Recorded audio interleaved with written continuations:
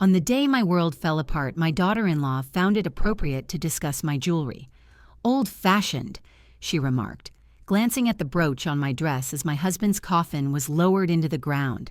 She, the star of the Sterling Legacy Salon, had no idea she was speaking to the founder of that very house, and that her verdict on its old-fashioned nature was passed on an item worth more than all of her possessions combined.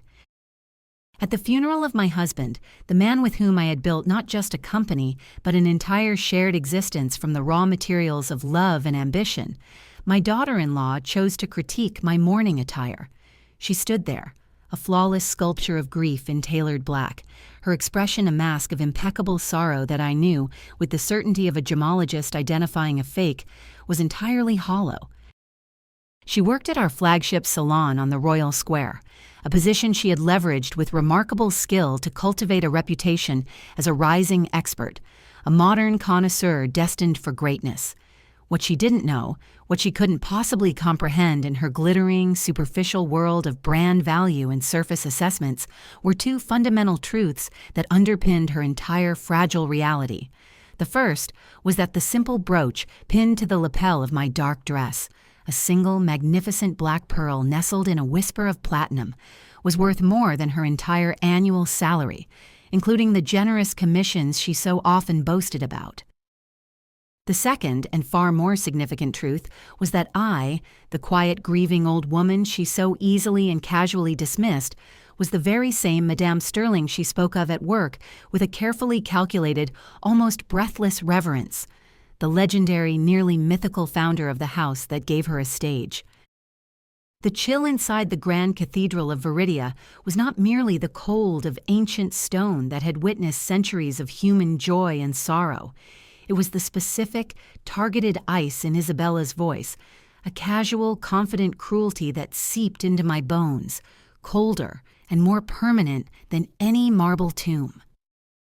While I stood there, a 75-year-old woman hollowed out by a grief so vast it felt as though a vital organ had been surgically removed, leaving a raw, empty space, Isabella saw not a mourning widow, but an opportunity. She was not a participant in our family's tragedy. She was a performer on a stage of her own making, using our collective pain as a dramatic backdrop for her own relentless self-aggrandizement. Her eyes, quick and appraising, scanned my simple dark dress, a garment chosen for its comfort and modesty, a shield against the world's gaze, and the one piece of jewelry I had felt compelled to wear, and her verdict was instant and absolute. She saw what her worldview allowed her to see, an old woman out of touch, irrelevant, a relic from a bygone era whose assets needed to be managed. She had built her entire professional identity around the Sterling Legacy name, yet she failed to recognize the woman who had bled, sweat, and dreamed that legacy into existence with her own two, now wrinkled hands. The irony was a bitter, metallic taste in my mouth, a poison I was forced to swallow along with the tears that would not come. My husband, Alistair, had possessed a clarity about people that was as unerring and precise as my eye for a flawless gem. He had always said, "The most dangerous fake, Adelaide, is not a synthetic stone cleverly passed off as real. It's a person pretending to be something they are not, because a bad stone can only cheat you of money, but a false person can cost you your soul." In that moment, watching Isabella hold court among the mourners, her voice a sharp, polished weapon of social maneuvering, her sorrow a beautifully crafted piece of costume jewelry, I understood the profound, devastating truth of his words. She was a flawless imitation of an expert, a perfect counterfeit of a connoisseur, all brilliant, dazzling surface with no foundational value, no inner light. And I, the silent, grieving matriarch everyone assumed was lost in her memories and fading into insignificance, was about to become the jeweler's loupe that would expose every single one of her fractures, inclusions, and fatal, irreparable flaws. The time for quiet, passive observation was over. The matriarch was about to become the master jeweler once more. The air inside the great Gothic cathedral of Viridia was thick and heavy, a palpable substance saturated with the funereal scent of lilies and the ancient smoky perfume of incense that had seeped into the very mortar of the walls. It was a scent that clung to the back of the throat, a tangible manifestation of collective grief. Sunlight, fractured and diluted by the towering stained glass windows depicting saints in their stoic suffering, struggled to pierce the gloom. It cast ethereal, shifting rainbows on the cold stone floor where my husband's casket lay, a dark, silent, terrible island in a sea of sorrow. I stood beside it, feeling less like a person and more like a ghost inhabiting my own skin, my black dress a shroud for a spirit that had already departed with him. The weight of 50 years of shared dreams, of triumphs celebrated with champagne and failures endured with black coffee, of quiet breakfasts, reading the papers, and heated arguments over gemstone settings, it all settled upon my shoulders with an almost physical pressure. My daughter Helena's hand was a small, warm, living anchor on my arm, her silent, fierce presence a balm against the chilling performance unfolding just a few feet away in the shadow of a grand marble apostle. Isabella, my daughter-in-law, had gathered her small, influential circle, a senior partner from a rival bank, the vapid but titled wife of a minor aristocrat, and a well-known art critic whose opinions were famously for sale. Her voice, a carefully modulated murmur, was pitched perfectly to Carrie, to sound intimate yet be public. She wasn't mourning Alistair, the man who had always treated her with a kindness she never deserved. She was holding a master class in social climbing. Her eyes, sharp and calculating as a pawnbroker's, flickered towards me. I was not her mother-in-law, I was a prop. Then, with the unearned confidence of a lecturer addressing her rapt students, she gestured subtly in my direction with her black, leather-gloved hand. "It's a perfect example, really, of how not to wear jewelry," she said, her tone a cloying, poisonous blend of pity and superiority. "It's a sentimental piece, I'm sure, but sentiment so often overrides taste. It's a common mistake among the older generation. The banker's wife, a woman whose neck was dripping with a fashionable, chunky gold necklace that looked both expensive and vulgar, nodded sagely. "You see the brooch?" Isabella continued, warming to her subject, her voice dropping to a conspiratorial whisper that was louder than a shout. "Platinum, perhaps, but the design... Oh, it's so terribly simple, so hopelessly outdated. A piece like that, it just screams, 'Grandmother's jewelry box.' No real connoisseur, no one who truly understands the art form as a living, breathing thing, would wear something so uninspired, especially not to an event of this importance. It completely weighs down her look. It speaks of another time, and frankly, it's a bit depressing." I felt Helena tense beside me, a low sound of anger in her throat. I squeezed her hand gently, a signal to remain silent. I was thinking of the night Alistair gave me that brooch. It was our 50th anniversary. We were in the garden of our estate under a sky full of stars. He opened the velvet box, and inside was the pearl, glowing with a soft, internal light. "One perfect pearl for my one perfect love," he had said. "Its beauty isn't loud. You have to look for it, just like real happiness." That memory, so sacred and pure, was now being trampled upon by Isabella's cheap, fashionable heels. The brooch was worth a staggering 150,000 euros, but that was a vulgar footnote. The real tragedy was her blindness. My son's wife, a senior consultant in my own company, a woman who claimed to live and breathe high jewelry, was utterly, irredeemably blind. She saw the setting, but not the stone. She saw the age of the wearer, but not the depth of the legacy. She heard the price of everything, as the old saying goes, but knew the value of absolutely nothing. I stared at the intricate rose window high above the altar, its myriad pieces of colored glass, worthless on their own, coming together to form a perfect, breathtaking, unified whole. In that sacred space of mourning, as the organ's somber notes swelled to fill the vaulted ceiling, I realized the illusions I'd held about the family my son had chosen were not just shattered. They were dust in the wind. Alistair and I didn't inherit a legacy. We forged one from stone dust, raw metal, and shared dreams in a small, cramped workshop on a forgotten side street where the air was perpetually thick with the smells of metal, polish, and the strong black coffee that fueled our impossible hours. I was a gem cutter by blood, the fourth generation in a family that could read the life story of a stone just by holding it to the light, a lineage of quiet, patient artisans. My hands, which Isabella probably saw as merely old and spotted, held a library of tactile knowledge. They knew the soul of a diamond, the inner fire of a ruby, the deep velvet secrets of a sapphire. They were hands that could listen to the earth. Alistair was the architect, the visionary. He was a brilliant, restless strategist who saw not just a local jewelry business, but a global dynasty. He conjured the name Sterling Legacy out of thin air one evening, sketching it on a stained napkin in our tiny kitchen, his eyes burning with a future only he could see. "It sounds like it's been here for 100 years, he'd said, his excitement a tangible force. He courted clients and balanced the books with the same fierce, unwavering intensity, while I spent my days, and often my nights, hunched over a workbench, my jeweler's loop a permanent third eye, coaxing symphonies of light and color from the raw, silent earth. Together, we were the two halves of a perfect, indivisible design. Our success, when it finally came after years of relentless work, was immense, but it did not change our core values. We made a deliberate, conscious choice to raise our children, Leo and Helena, far from the gilded cage of ostentatious wealth that could so easily trap the young. Our home was comfortable, spacious, and filled with light, but its true value lay in the books that lined its walls from floor to ceiling, and the art that we loved, not in brand names and status symbols. We wanted them to understand that true value was something you created with your mind and your hands, something born of passion and persistence, not something you purchased with a credit card.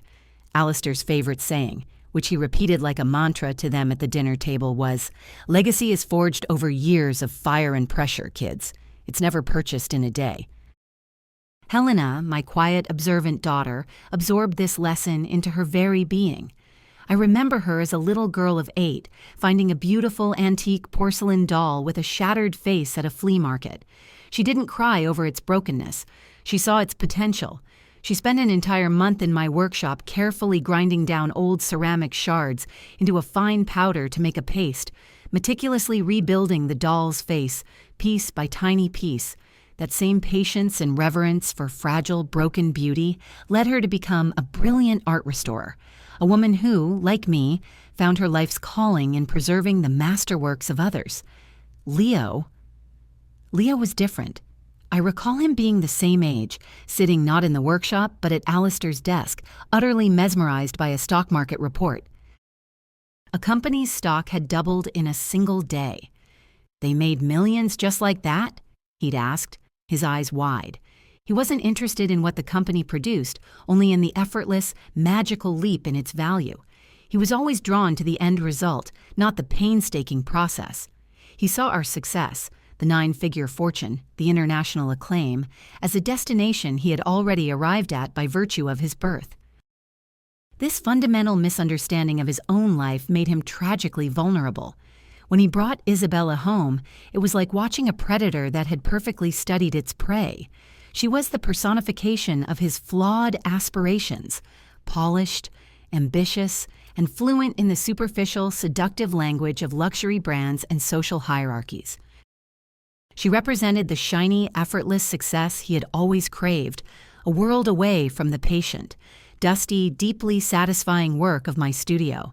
He saw her as his key to the inner circles of Viridia's elite, the beautiful, savvy partner who would validate his importance. And she, with the unerring precision of a heat-seeking missile, saw him as the combination to a vault. My gentle warnings, my attempts to encourage him to look deeper, were dismissed as the ramblings of an overprotective, old-fashioned mother. "You just don't get it, Mom," he'd said, a frustrated edge to his voice. "This is how the world works now." So I could only watch, a helpless spectator, as she slowly and expertly dismantled the foundation of values Alistair and I had so carefully built, replacing our principles of integrity and craftsmanship with her own hollow creed of acquisition and appearance. The boy who once marveled at the hidden star inside a rough sapphire now only cared about the price tag dangling from the finished piece. Long before that final, unforgivable insult at the funeral, Isabella's campaign of subtle condescension was a well-established and insidious pattern, a slow drip poison into our family's well that I had felt but could never adequately define. Her comments were always meticulously framed as helpful suggestions, coated in a thin, sweet veneer of familial concern that made them impossible to challenge without seeming paranoid or overly sensitive. She was a master of the backhanded compliment, the concerned tone that carried a sting of judgment. I recall one birthday where I had gifted her a pair of exquisite pearl earrings I had designed myself. She had thanked me profusely, but later I overheard her telling a friend on the phone, "They're lovely, of course, but so classic." A bit safe for me. She had a way of making my taste, the very foundation of our brand, sound like a deficiency. She would visit my home, her sharp eyes sweeping over the comfortable antique furniture, pieces Alistair and I had collected over decades, each with a story, each a testament to timeless craftsmanship, with a faint, pitying smile. "Oh, Adelaide, this armchair is so charmingly rustic," she'd say, her pronunciation of rustic making it sound like a terminal diagnosis for good taste. It was a masterclass in psychological warfare, a series of relentless microaggressions designed to chip away at my authority and confidence, to make me feel like a relic in my own life, a quaint antique to be tolerated but not taken seriously. After Alistair was gone, her efforts intensified, and my son, lost in his own grief and seeking direction, became her unwitting mouthpiece. The phone call came a week after the funeral, on a gray, drizzling afternoon that matched the landscape of my soul. I was in my workshop, the familiar weight of a pair of calipers in my hand, measuring an uncut emerald, a small, solid comfort in the crushing silence of the house. Leo's voice on the line was hesitant at first, colored by a guilt he probably didn't even understand the source of. "Mom," he began, "we were thinking, Bella and I. We were talking, and we're a bit worried about you, alone in that big house. We think maybe it's time to refresh your jewelry collection. You have so many old pieces just sitting in the vault, not doing anything." I remained silent, the cold, precise metal of the calipers growing colder in my hand. I could practically hear Isabella whispering the words into his ear, scripting his every line. "Bella is the top consultant at Sterling's, you know," he continued, his voice gaining a manufactured, almost desperate confidence, as if trying to convince himself as much as me. "She's brilliant at this. She knows what people are wearing now, what the market values. It's her job to know. She could help you sort through it all, identify what's worth keeping for sentiment, and help you sell off some of the less fashionable items. It would be a fantastic way to modernize your assets, unlock some capital. It's just smart financial planning, Mom." "And what would I do with this unlocked capital, Leo?" I asked, my voice dangerously quiet. There was a pause. "Well," he stammered, clearly unprepared for a question, "you could travel. Or redecorate. Bella has some wonderful ideas for the house to make it more modern, lighter." I closed my eyes, a wave of profound, bone-deep weariness washing over me. He was offering to sell my life's work, my husband's legacy, to fund his wife's interior design whims. He was offering me the expertise of a glorified sales clerk to curate a collection that museums across the globe vied to exhibit. This conversation was never about jewelry or my well-being.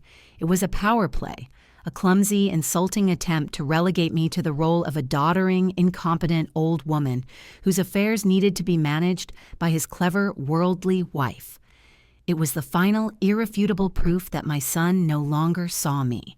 He saw only the caricature Isabella had so painstakingly painted for him, a woman whose time had passed, whose judgment could no longer be trusted, whose greatest value now lay in her liquidation. He had stopped seeing the substance of who I was and had become completely, utterly mesmerized by the shine of the woman he had married. And in his blindness, he was offering to sell his own birthright for a new coat of paint.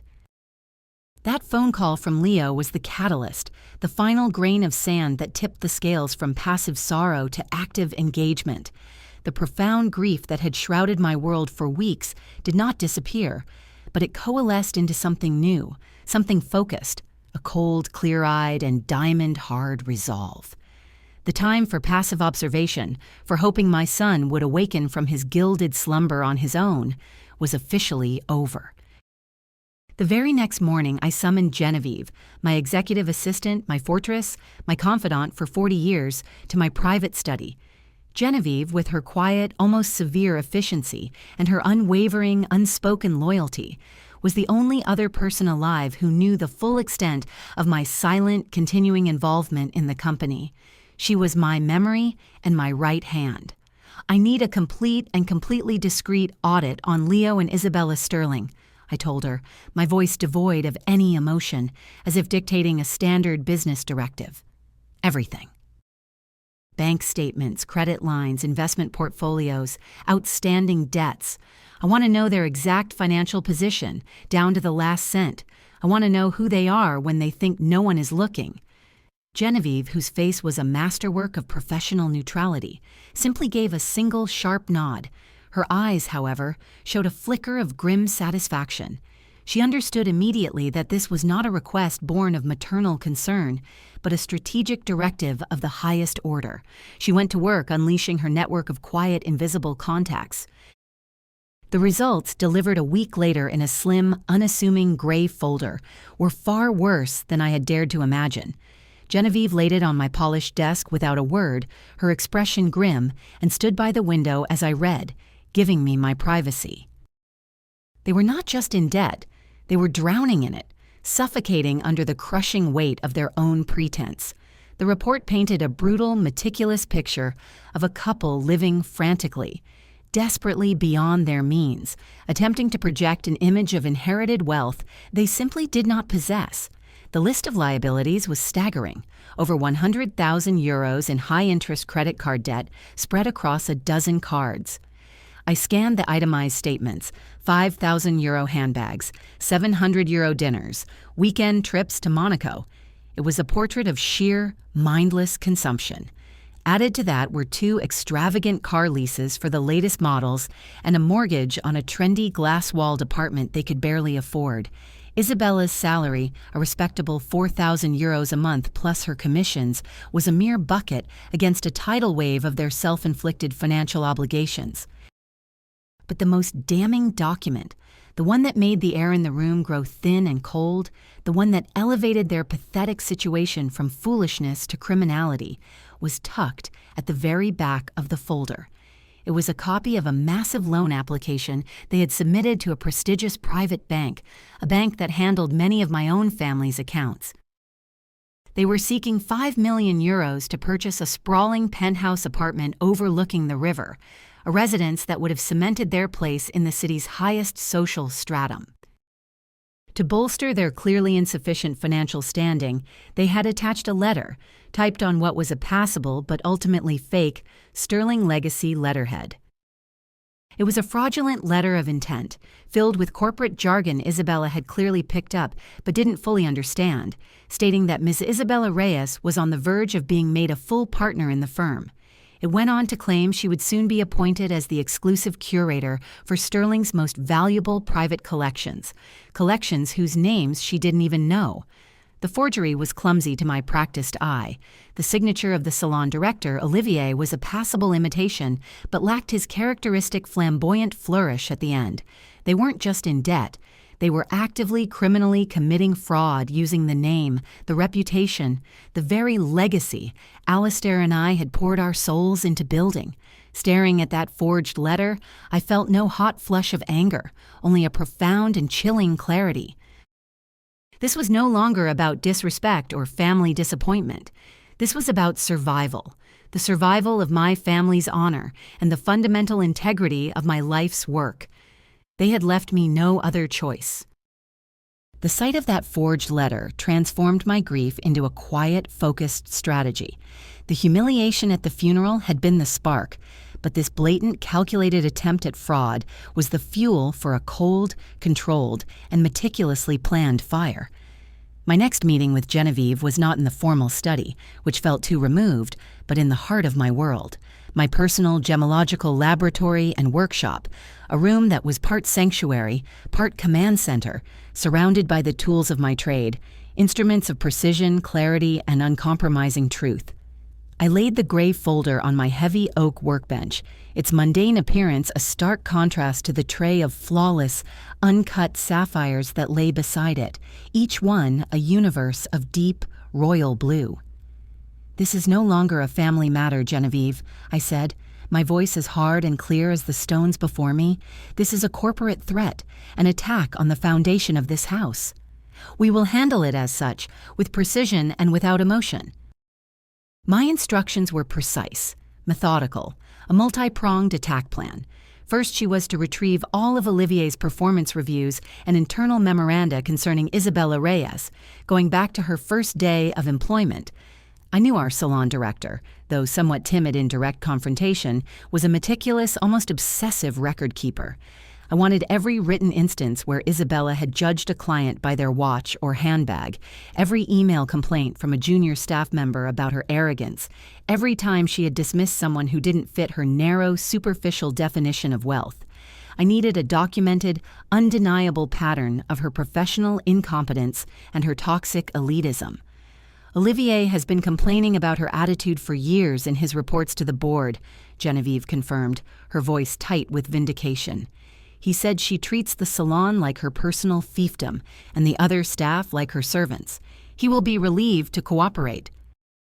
Second, I tasked Genevieve with a more delicate operation, discreetly accessing and archiving the salon's security and audio recordings for the 3 private viewing rooms. "Isabella is a narcissist, Genevieve," I explained, "and narcissists are boastful and indiscreet. She often took long personal calls in those rooms, believing herself to be unobserved, creating a bubble of private importance in a public space. She loved to brag to her friends about her growing influence at Sterling's, her supposed close personal relationship with the mysterious and reclusive Madame Sterling, and the grand plans she had for the brand once she had more control. I wanted recordings of her own words, her own lies, to serve as an undeniable, irrefutable testament to her duplicity. Finally, I instructed Genevieve to compile a master dossier, a legal document. It would contain everything: the loan application, the forged letter, the official bank records of their debts, Olivier's reports, full transcripts of the most damning audio recordings, and my own notarized, sworn statement confirming that no partnership was ever offered, nor was it ever, for a single moment, even considered. "This is not about revenge," I told Genevieve, looking her directly in the eye. "This is about protecting a legacy. It is about excising a cancer before it metastasizes." We were building a legal case, not as a grieving mother against her wayward daughter-in-law, but as the founder and chairman of a corporation against a fraudulent and dangerous employee. Each piece of evidence was like a carefully cut facet on a diamond, meticulously planned and executed, designed to catch the light and expose every internal flaw for the world to see. There would be no emotional outbursts, no messy, tearful confrontations. The truth, I knew from a lifetime of studying the Earth's hardest treasures, is best served cold, clear, and under intense magnification. My husband had been the grand strategist, but I had been his silent partner in every decision for 50 years. I had learned from the very best. I would protect his legacy using the principles he had taught me: patience, precision, and an unwavering, unyielding commitment to the truth. Isabella had mistaken my quiet grief for weakness, my silence for surrender. She was about to learn that the oldest, quietest stones often have the hardest, sharpest edges. 2 weeks later, the dossier was complete. A slim, damning testament to Isabella's character, bound in dark gray leather. I chose my moment with the same care I would use to cleave a priceless diamond, studying the grain, finding the perfect point of impact. It was a Tuesday afternoon, the quietest time for the salon, yet a time when Olivier would certainly be present for his end-of-day accounting. I dressed carefully, not in my usual simple but elegant attire, but in the carefully constructed guise of an ordinary, slightly frail elderly woman from the suburbs. A plain, well-worn wool coat, sensible flat shoes that suggested long walks and practicality, and a simple silk scarf covering most of my gray hair. I even wore a pair of reading glasses on a chain around my neck. The only item of true value I wore was hidden deep in my handbag, a rare Patek Philippe Calatrava from the 1950s, a timelessly elegant gift from Alistair on our 10th anniversary, now in need of a minor repair to its clasp. It was worth a quiet 75,000 euros. I walked into the flagship Sterling Legacy Salon on the Royal Square, pushing open the heavy glass and polished brass doors that I had helped design decades ago. I wanted them to feel solid, permanent. The interior was exactly as I had intended it to be, a symphony of quiet, understated luxury designed to soothe, not intimidate. Cream-colored marble floors, soft, indirect lighting that made the jewels glow with an inner fire, and gleaming, museum-quality glass cases. Isabella was standing near the entrance, her back to me, flattering a wealthy-looking couple. Her laughter, I noted, was a little too loud, her gestures a little too theatrical for this quiet space. She turned as the door chimed, gave me a cursory, dismissive glance, her eyes cataloging my coat and shoes in a fraction of a second before writing me off completely as a non-entity, a tourist who had wandered into the wrong shop. "Someone will be with you shortly, madam," she said, her voice bright and sycophantic for her clients, but coolly dismissive and projected over her shoulder in my direction. She made a subtle gesture to a young, nervous-looking assistant, who immediately peeled himself away from a display case and hurried over to me with a polite, practiced smile. "How may I help you, madam?" he asked, his voice soft. "I have an old watch that needs a small repair," I said, making my voice sound a little thin, a little tired. I was told this was the very best place in Viridia to bring a fine timepiece. They said you have the best craftsmen. The assistant's smile tightened almost imperceptibly. He knew the policy. Isabella, whose ears were apparently tuned to any disruption in her perfect, high-revenue showroom, overheard and turned. An expression of pure, unadulterated annoyance flashed across her face before she replaced it with a mask of strained patience. "I'm sorry, but we are not a repair shop," she said, her voice sharp and patronizing, as if speaking to a child who had wandered into a laboratory. "We are a high jewelry salon. We create. We do not mend. Perhaps you should try a common watchmaker in one of the side streets. I'm sure they can help you with your item." I held my ground, clutching my handbag as if for security. "But it is a very special watch," I insisted gently, injecting a note of pleading into my voice. "It means a great deal to me. My late husband gave it to me. I would feel much better if I could speak with your most experienced consultant, please." This appeal to her seniority was a calculated bait, and she took it. Isabella let out an audible, theatrical sigh, a martyr to the endless troubles of the common public. She strode over, her sharp heels clicking an angry, impatient rhythm on the marble floor. "Let me see it," she demanded, her hand outstretched imperiously. I slowly, carefully took out the watch. She barely glanced at it, her eyes already glazing over with boredom and contempt. "As I said," she began, her lecture mode fully engaged, her voice rising so her clients could hear what a patient expert she was, "Sterling Legacy deals in creation, not in the restoration of vintage pieces. Our clientele appreciates the new, the modern, the now." It was at that precise, perfect, damning moment that the main doors of the salon opened again with a soft, melodic chime. Genevieve entered. She was dressed in her immaculate, severe executive attire, a dark gray suit that was the sartorial equivalent of a fortress. She carried a slim leather portfolio. She walked directly to me with purpose, her gaze fixed only on me, ignoring Isabella as if she were a piece of furniture, a coat rack. "Madame Sterling," Genevieve said, her voice crisp, clear, and carrying with perfect acoustics through the suddenly deathly silent salon.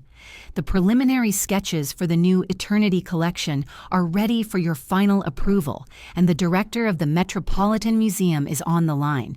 He is waiting for your call to confirm the final details of the Geneva exhibition. The world seemed to slow to a crawl, the ambient sounds of the city outside fading to nothing. I watched as the blood drained from Isabella's face, leaving behind a pasty, mottled mask of pure, uncomprehending shock. Her eyes, wide with a dawning, abject horror, darted from Genevieve's impassive, stony face to my calm one, and back again. The condescending smile froze, then cracked, then crumbled into dust. The old woman in the sensible coat, the Madame Sterling she had both revered as a concept and impersonated for her own gain. They were one and the same. The silence in the salon was absolute, profound, broken only by the quiet, steady, metronomic ticking of a massive regulator clock against the far wall, counting down the final excruciating seconds of Isabella's fraudulent life. The mask of disbelief on Isabella's face shattered into a million pieces of raw, unadulterated panic.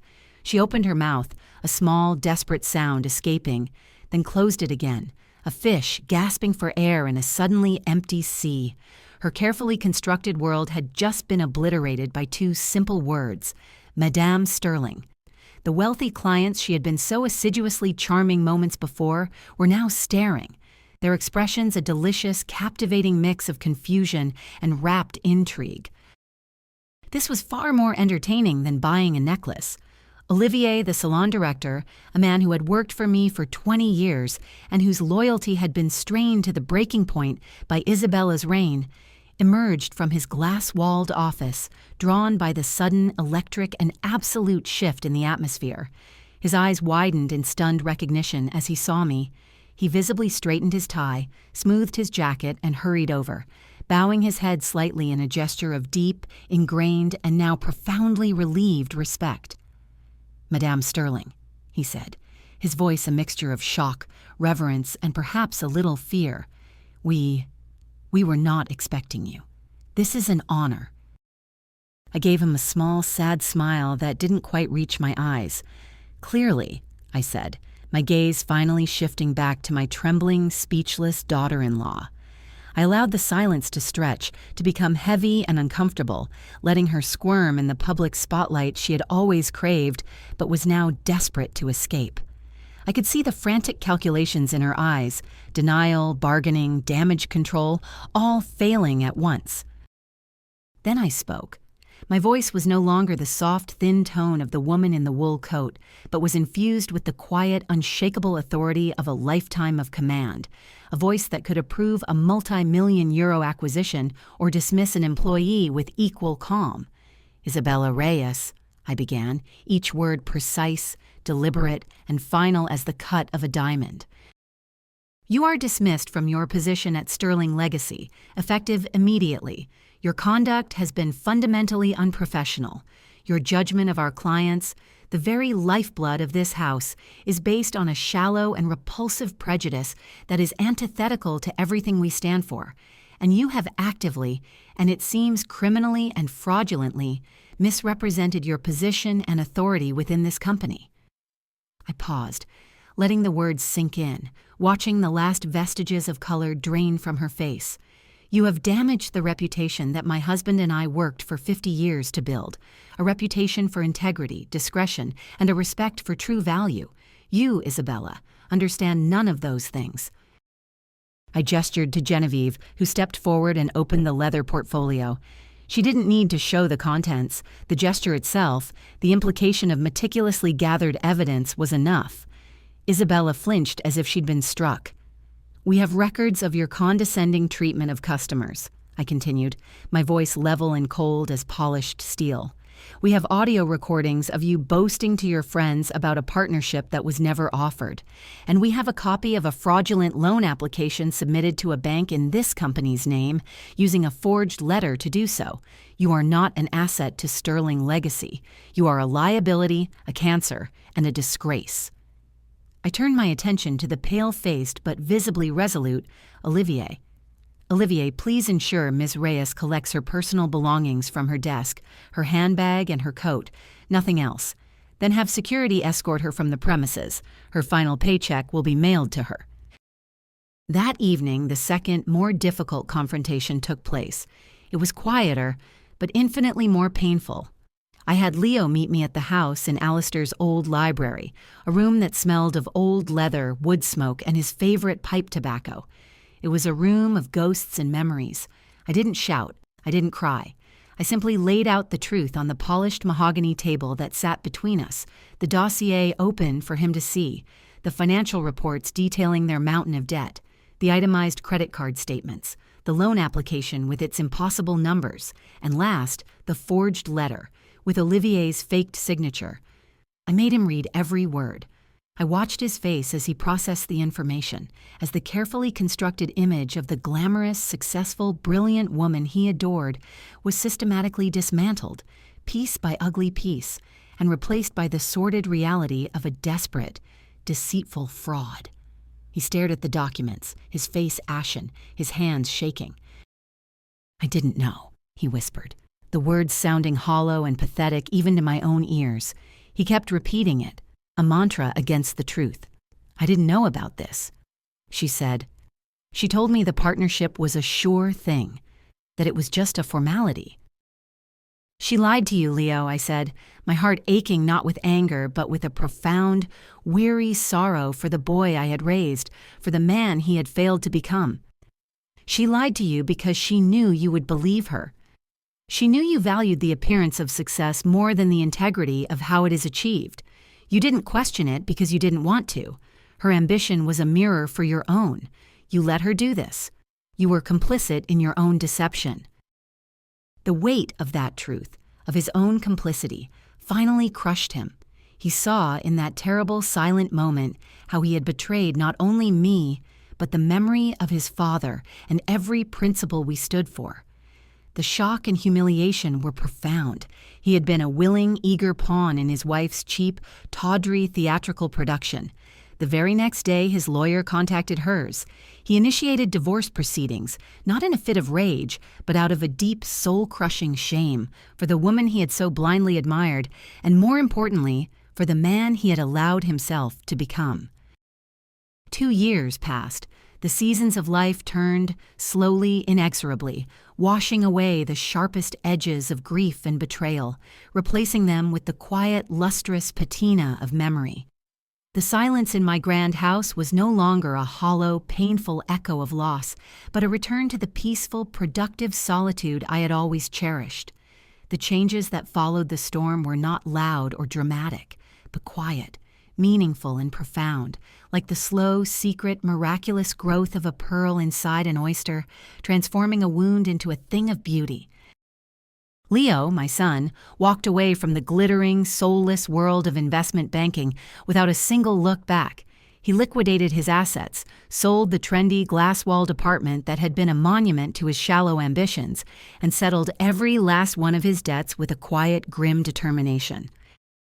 Then one day he appeared at the heavy oak door of my workshop, not the confident, arrogant man he had been, but someone quieter, more tentative, with a new, unfamiliar humility in his eyes that reminded me of the little boy he once was. He didn't ask for forgiveness in words. He knew words were insufficient for the damage he had done. He asked for a chance to learn, to truly learn what sterling legacy meant from the ground up. He started from the very bottom, just as I had, just as my father had before me. His first job was to sweep the floors, collecting the precious, invisible dust of gold and platinum for later refinement.